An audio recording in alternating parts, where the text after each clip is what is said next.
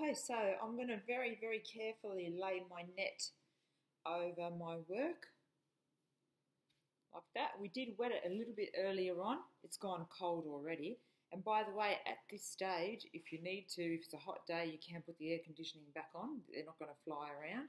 And I've just topped up with a little bit more boiling water because this had cooled down. So now I'm going to pour some water over the top. And I want to get it quite wet, but not to the point where water's dripping all over the place, all over the table.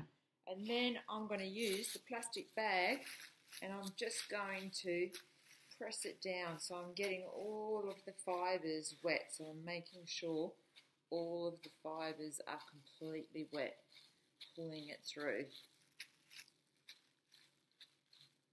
And if I feel that there's an area in the centre there where it's not wet enough, the water is not coming up through my fingers, I'm going to wet it down a little bit more in the centre there.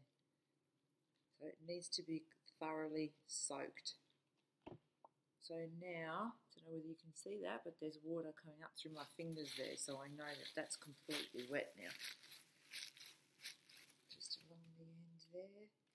Needs a little bit more. This is the reason why we have the plastic cover on the table as well.